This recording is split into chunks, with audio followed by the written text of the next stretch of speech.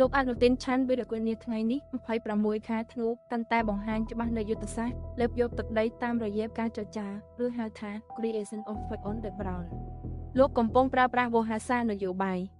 ដើម្បីបិទបាំងសកម្មភាពយោធាដែលបានរំលោភលើអធិបតេយ្យភាពកម្ពុជា 1. ការបដិសេធមិនដកទ័ពអ្វីដែលជារបស់យើងនឹងនៅតែជារបស់យើងឃ្លានេះគឺជាការប្រកាសជាឯកតោភាគីនៅខ្សែបន្ទាត់ព្រំដែនថ្មីការដែលលោកអនុទានហាមប្រព័ន្ធផ្សព្វផ្សាយមិនឲ្យសួរសំណួររឿងដកទ័ពចេញពីតំបន់ដែលបានកាន់កាប់បង្ហាញថាការកាន់កាប់អចិន្ត្រៃយ៍ថៃគ្មានបំណងដកទ័ពចេញពីតំបន់ដែលខ្លួនបានវាយលុកចូលក្នុងរយៈពេល23ថ្ងៃកន្លងមកនេះទេការផ្លាស់ប្តូរនិយមន័យលោកប្រើពាក្យថាបង្កើតសន្តិសុខនិងអធិបតេយ្យភាព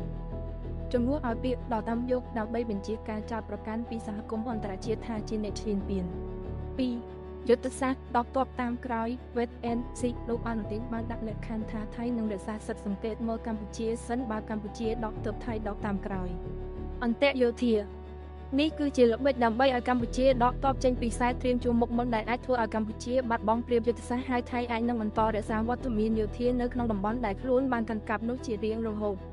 3. ការបំភាន់អំពីកិច្ចព្រមព្រៀងកូឡាឡាំពូការអះអាងរបស់លោកថាកិច្ចព្រមព្រៀងកូឡាឡាំពូគ្មានចែងពីរឿងដកទ័ពគឺជាការបំភាន់គោលបំណងនៃបទឈប់បាញ់និងកិច្ចព្រមព្រៀងសន្តិភាពណាក៏ដោយ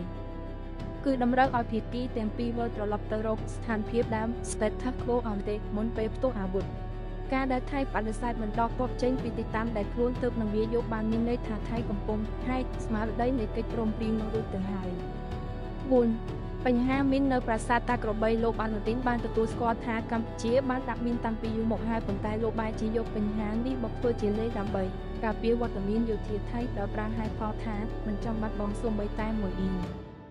ឬជើងម្ខាងនេះគឺជាការប្រើប្រាស់មនោសញ្ចេតនាជាតិនិយមដើម្បីបន្តការកាន់កាប់តំបន់ប្រាសាទតាក្របីសេចក្តីសន្និដ្ឋាននៃស្ថានភាព GBC មុនថ្ងៃទី27ធ្នូជំហររបស់លោកអនុទាននៅថ្ងៃនេះហាក់ដូចជាកំពុងរៀបចំអន្តរការទូតសម្រាប់កម្ពុជា 1. លក្ខខណ្ឌបង្ខំឲ្យកម្ពុជាចុះហត្ថលេខាលើកិច្ចព្រមព្រៀងដែលមិនមានចែងច្បាស់លាស់អំពីការដកទ័ពថៃចេញពីទឹកដីខ្មែរ 2. ការលាបពណ៌បន្តប្រើកម្ពុជាគឺជាការគំរាមកំហែងសន្តិសុខជាតិដើម្បីរក្សាកម្ដៅជាតិនិយមក្នុងប្រទេសថៃសម្រាប់ផលប្រយោជន៍បោះឆ្នោតរបស់លោក